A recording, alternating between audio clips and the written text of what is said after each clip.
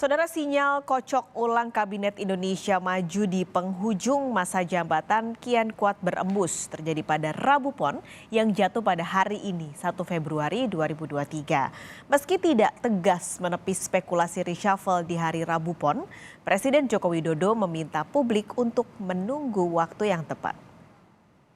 Ditunggu saja besok. Rabu Pon besok. Kemisnya Kemis Wage, lusa. Yang utama memang performa, kinerja. Bahwa ada sisi politiknya pasti juga ada, tapi itu bukan yang utama. Selasa malam sebelum Rabu Pon, Presiden terus terang mengakui ada beberapa menteri yang perlu dievaluasi.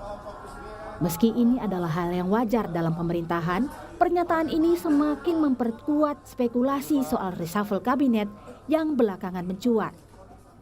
Hari Rabu Pon sering disebut-sebut menjadi hari yang sering dipilih Joko Widodo untuk mengumumkan keputusan merombak kabinet. Apakah di hari Rabu Pon yang jatuh pada 1 Februari ini ada kemungkinan Presiden akan merombak kabinetnya? Sekretaris Kabinet Pramono Anung memastikan hari ini Presiden akan bertolak ke Bali. Rabu saya dampingi Presiden pergi ke Bali, tapi sore berangkat. Oh gitu. Kalau siang dan siangnya berarti ada agenda dulu nggak Pak di istana? Ya sore pergi ke Bali. Pagi dan siang bagaimana Pak? Di istana ada apa? Pelantikan apa? Ada pelantikan nggak? Ada yang nunggu di kamar. Di tengah kencangnya isu reshuffle, Selasa siang Presiden juga sempat menggelar sejumlah rapat dan memanggil sejumlah menteri ke istana dalam rapat yang berbeda-beda.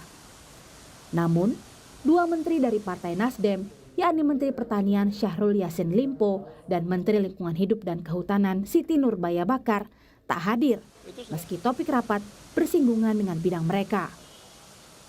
Tapi Bu Siti datang, kenapa nggak datang, kenapa Pak? Kenapa mewakilkan Pak? No comment kalau urusan itu. Kenapa Pak? No comment. Kan nggak diundang berarti. Apa? Yang di Hulu Mentan. Loh, saya nggak tahu.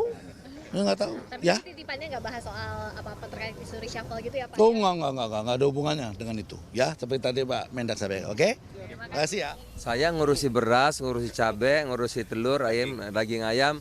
Kalau reshuffle itu punya haknya Bapak Presiden. Mendak tapi sebagai ketum Pak. Iya, semua ngurus itu aja saya. Oh, Pak Menteri Pertanian nggak hadir Pak Zulhas? Isu reshuffle mencuat lagi usai pertemuan Jokowi dan Surya Paloh di Istana Kamis lalu.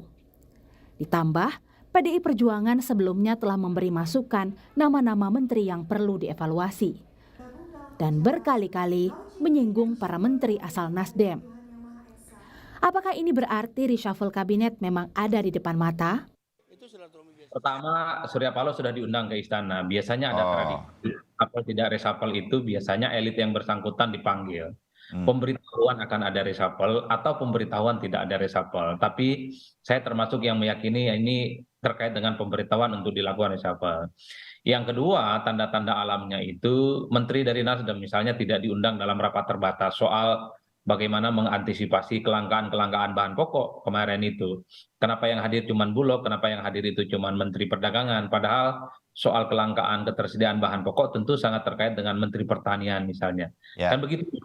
Yang ketiga, di berbagai kesempatan misalnya salah satu orang yang berada di inner circle kekuasaan politik, pemerintah Pak Muchtar Ngabalin misalnya, selalu mengatakan bahwa kalau tidak alarm melintang, hari Rabu akan diumumkan soal reshuffle. Kan itu Mas, tanda-tanda alam yang kita yakini bahwa soal reshuffle itu akan mungkin terjadi. Kalau mau ditambahkan ada unsur yang keempat, yaitu Jokowi itu sangat jarang bicara tentang kemungkinan reshuffle.